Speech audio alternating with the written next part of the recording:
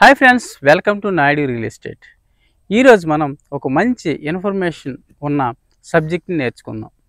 చాలామంది భూమి ఇన్వెస్ట్మెంట్ చేస్తాం. ఇలాంటి ఇన్వెస్ట్మెంట్ చేసుకున్న వాళ్ళు ప్రతి ఒక్కరు కూడా తెలుసుకోవాల్సిన విషయాలు చాలా ఉంటాయి. భూమిలో రకాలు ఏంటి, ఎలాంటి భూమి కొనాలి, ఎలాంటి భూమి కొనకూడదు, ఇలాంటి చాలా విషయాలు ఉంటాయి. అయితే ఈ విషయాలు తెలుసుకునే ముందు సబ్జెక్ట్ ఈరోజు ఏంటంటే, ఒక ప్రైవేట్ స్థలం పైన 12 సంవత్సరాలు మనం అద్దెకి ఉన్నా కానీ, ఒక హౌస్ రెంట్కి ఉన్నా కానీ, లేదా ఒక భూమిని ఒక 12 సంవత్సరాలు చేసినా కానీ, లేదా ప్రభుత్వ భూమి ఒక 30 సంవత్సరాలు చేసినా కానీ మనదే అని చాలామంది అంటున్నారు. అది ఎంతవరకు వాస్తవం, నిజమా కాదా అనేది సబ్జెక్ట్ తెలుసుకున్నట్లయితే అది నిజానికి వాస్తవమే. ఒక రెంట్కి ఒక వ్యక్తి దిగేటప్పుడు కంటిన్యూగా 12 సంవత్సరాలు రెంటలు పే చేస్తూ ఉంటాడు.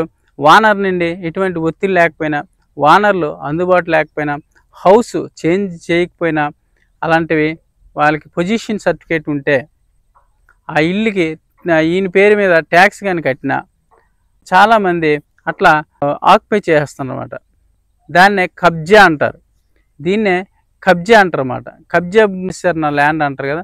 కబ్జా చేసిన వాళ్ళని అక్కడి నుండి తోలడం చాలా కష్టం అన్నమాట. మన భూమి ఇచ్చినా కానీ మనం వాళ్ళకి లీజ్ అనేది రాసుకోవాలి, లేదా ఒక అగ్రిమెంట్ చేసుకోవాలి. ఇన్ని సంవత్సరాలు, 3 సంవత్సరాలు, 5 సంవత్సరాలు, ఇలాంటి లీగల్గా ఏదైనా పేపర్ రాసుకున్నట్లయితే వాళ్ళని అక్కడి నుండి పంపించడం అనేది లీగల్ అగ్రిమెంట్ అయిపోయిన వెంబడే లీజ్ కానీ రాసుకోవాలి. లీజ్ రాసుకున్నట్లయితే కొన్ని సంవత్సరాల తర్వాత 3 సంవత్సరాలు అయితే 3 సంవత్సరాలు, 5 సంవత్సరాలు అయితే 5 సంవత్సరాలు రాసుకున్న తర్వాత లీజ్ మళ్ళీ మార్చుకోవచ్చు అనమాట.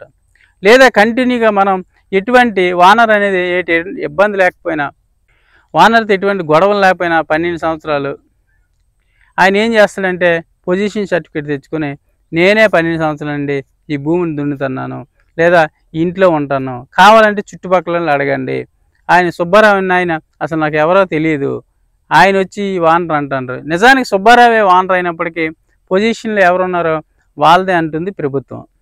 కాబట్టి చాలా చాలా ఇంపార్టెంట్ అండి.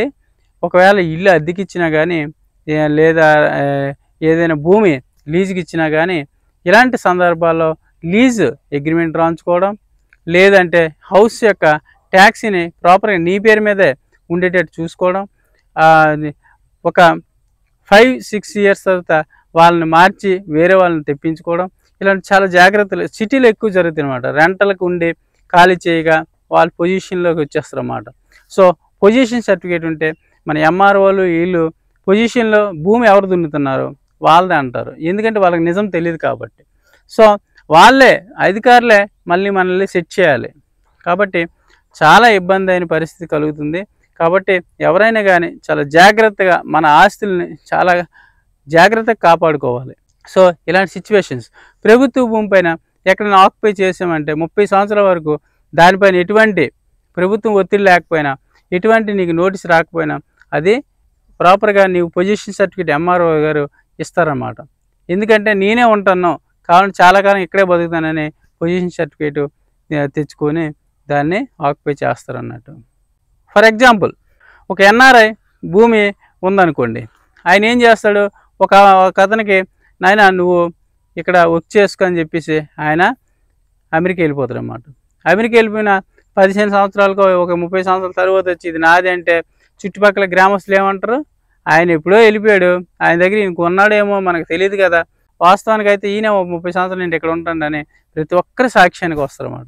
దాన్ని బట్టి ఎన్ఆర్ఐలు ఇలాంటి వ్యక్తులు చాలామంది తన ఓన్ భూమిని లాస్ అవ్వాల్సి వస్తుందన్నమాట.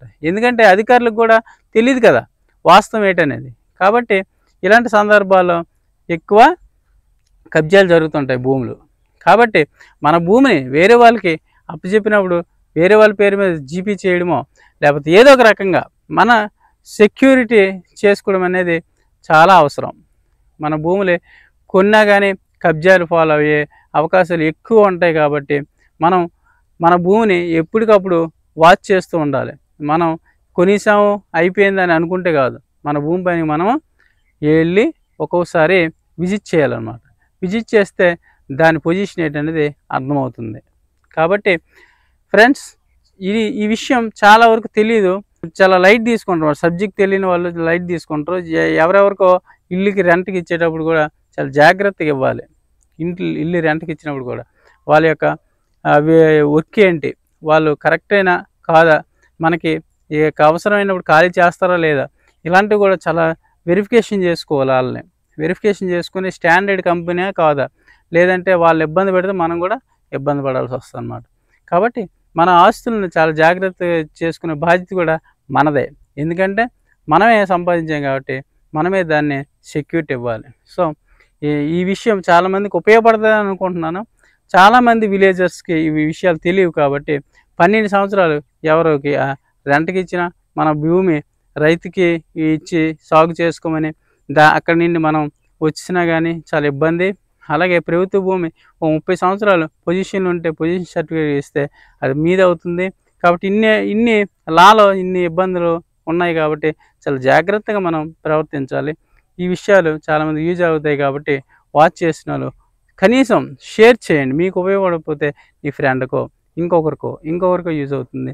కాబట్టి దయచేసి సబ్స్క్రైబ్ చేయండి. ఇలాంటి విషయాలు ఎన్నో మీకు నేను చెప్పబోతున్నాను అన్నమాట. ప్రతి ఒక్కటి యూజ్ అవుతుంది. అయితే మీ సైట్ అయినా మీ ఇల్లు అయినా ఏదైనా కానీ నా యూట్యూబ్ ఛానల్లో నా ఓన్ సైట్లో మీకు నేను ఫ్రీగా యాడ్ ఇవ్వడం జరుగుతుంది. ఏదైనా మీరు సైట్ అమ్మాలన్నా, ఇల్లు అమ్మాలన్నా, డాక్యుమెంట్ అమ్మాలన్నా నాకు డైరెక్ట్ నాకు ఫోన్ చేసి నా ఛానల్లో పెట్టుకోవచ్చు. మీరు మీ ఓన్ వీడియోస్ని నాకు మెయిల్ చేసినా కానీ మీకు నేను సపోర్ట్ చేస్తాను, మీకు సేల్ చేస్తాను. నాకు 2% కమిషన్ ఇవ్వాల్సి ఉంటుంది. Okay, thank you.